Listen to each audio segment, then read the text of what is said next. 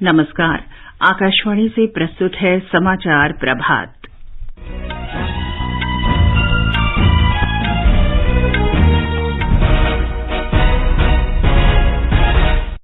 प्रधानमंत्री नरेंद्र मोदी आज नई दिल्ली में पहले राष्ट्रीय प्रशिक्षण सम्मेलन का उद्घाटन करेंगे। G20 विकास मंत्रियों की बैठक आज उत्तर प्रदेश में वाराणसी में शुरू होगी। प्रधानमंत्री मोदी ने दक्षिण अफ्रीका के राष्ट्रपति सिरिल रामाफोसा के साथ फोन पर बातचीत में ब्रिक्स में सहयोग पर चर्चा की।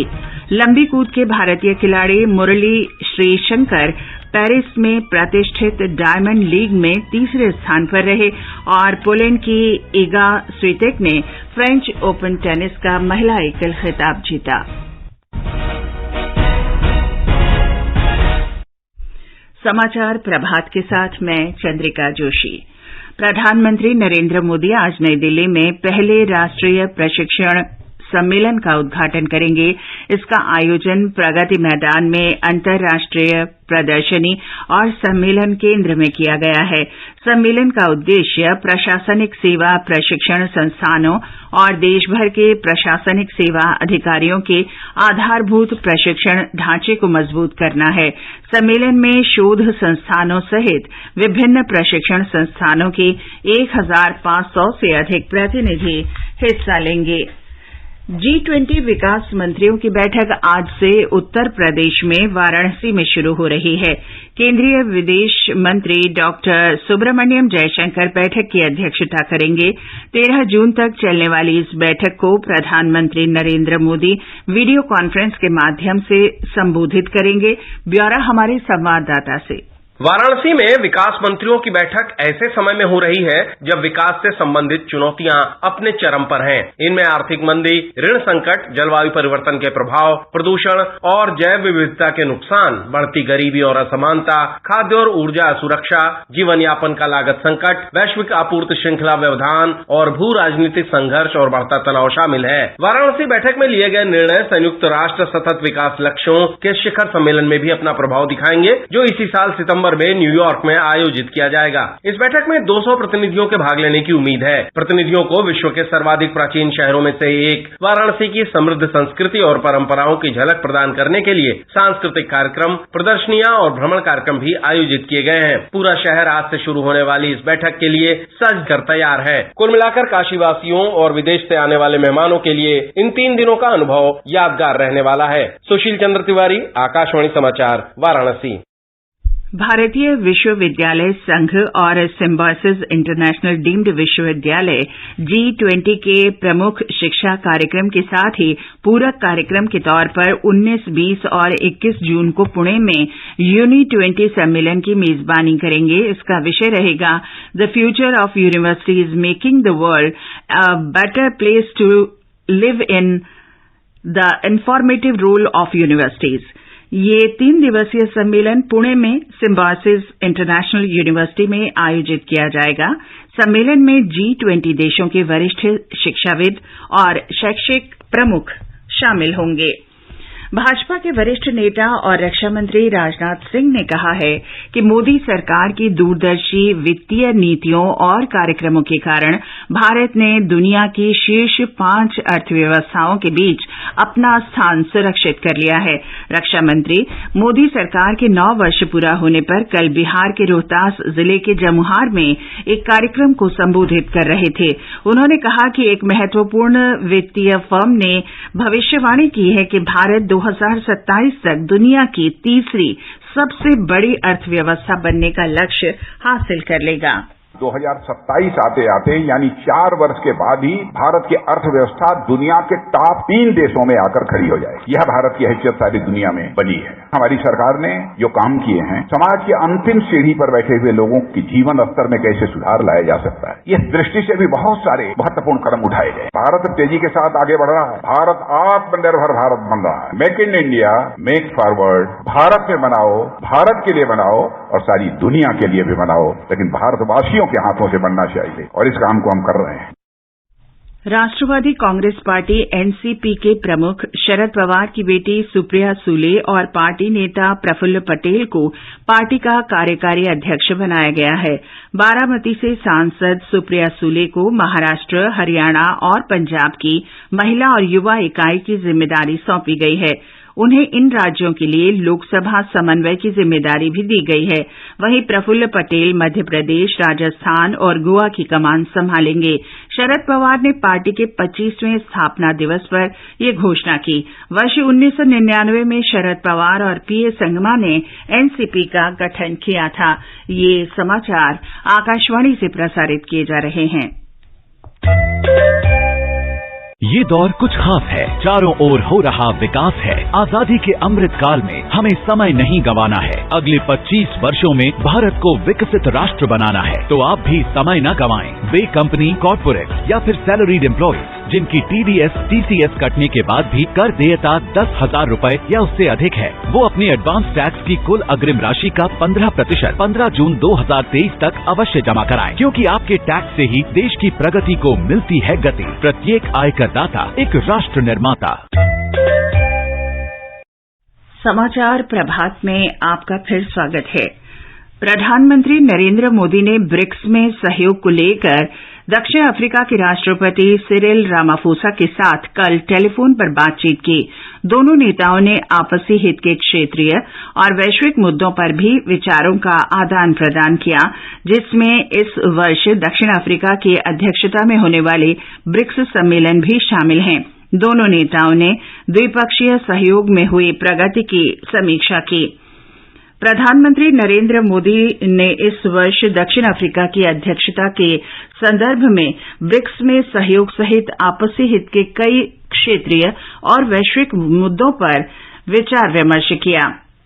राष्ट्रपति रामाफोसा ने भारत की अध्यक्षता में चल रहे G20 बैठकों से संबंधित विभिन्न पहलों को लेकर अपना पूर्ण समर्थन व्यक्त किया और भारत आने की इच्छा व्यक्त की। भारत और श्रीलंका संबंधों को सुदृढ़ करने के लिए समुद्री और विमानन सेवाओं का विस्तार करने का प्रयास कर रहे हैं। श्रीलंका में भारत के उच्चायुक्त गोपाल बागले ने श्रीलंका के पत्तन, पोत परिवहन और विमानन मंत्री निमिल सिरिपाला डिसिल्वा के साथ बैठक की। उन्होंने अलायंस एयर की चेन्नई और जाफना के बीच 100 उड़ानों के सफलतापूर्वक पूरा होने की उपलब्धि पर चर्चा की। बढ़ती मांग को देखते हुए दोनों शहरों के बीच उड़ान संख्या बढ़ाने की योजना है।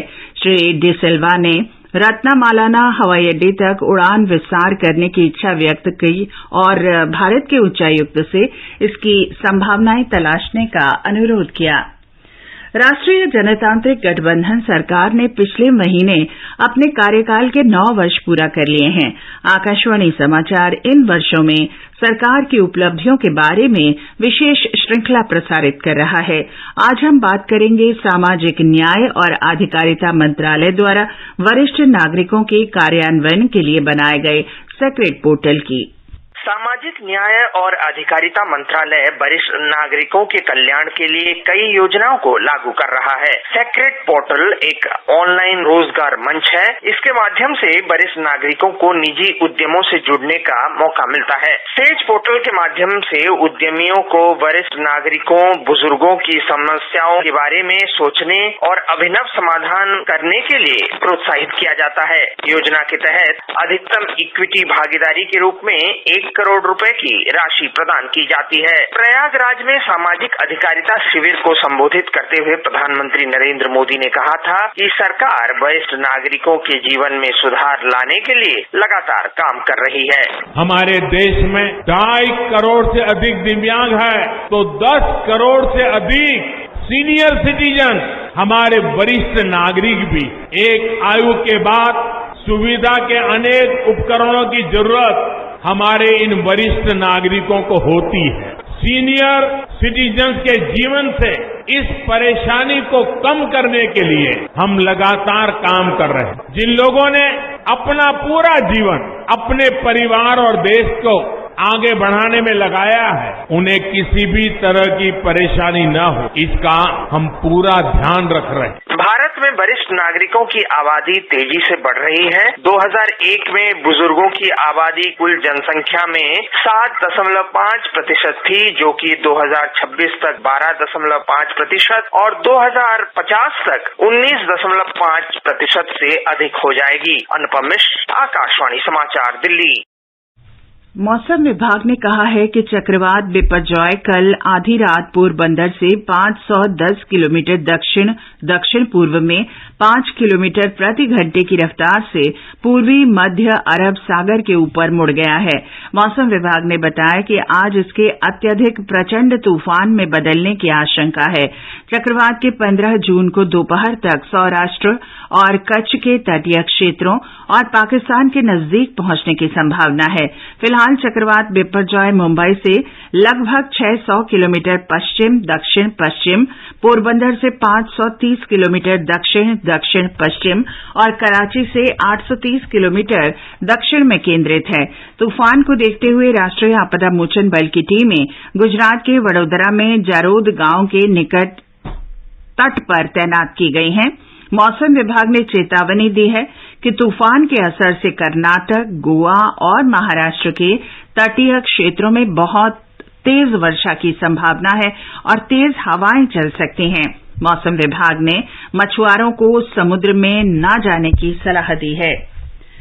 भारत के दिग्गज एथलीट मुरली श्रीशंकर ने पेरिस डायमंड लीग में पुरुषों की लंबी कूद स्पर्धा में तीसरा स्थान प्राप्त किया है।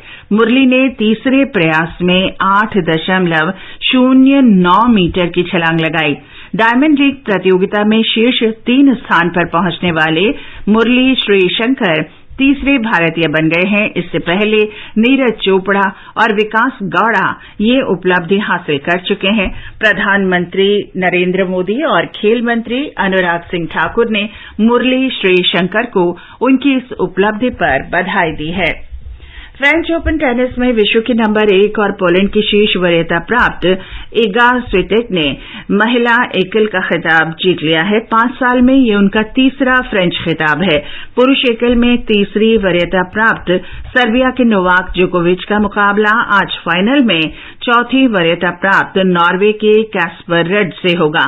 जोकोविच पुरुषों के रिकॉर्ड 23वें ग्रैंड स्लैम एकल खिताब से सिर्फ एक जीत की दूरी पर हैं। ये समाचार हमारी वेबसाइट newsonair.gov.in/hindi पर भी उपलब्ध हैं। और अब आज के समाचार पत्रों की सुर्खियों के साथ हैं नवीन सक्सेना। धन्यवाद चंद्रिका। एनसीपी प्रमुख शरद पवार के पार्टी का काम बांटते हुए सुप्रिया सुले और प्रफुल्ल पटेल को कार्यकारी अध्यक्ष बनाने की खबर अधिकांश अखबारों ने अपने अनुमान और आकलन के साथ दी है। राष्ट्रीय सहारा का शीर्षक है भतीजा किनारे बेटी को विरासत, वीर अर्जुन ने इसे बड़ा बदलाव बताया है। हरिभूमि लिखता है नाराज अजित पवार। नवभारत टाइम्स ने इसे पवार का पावर गेम बताया है।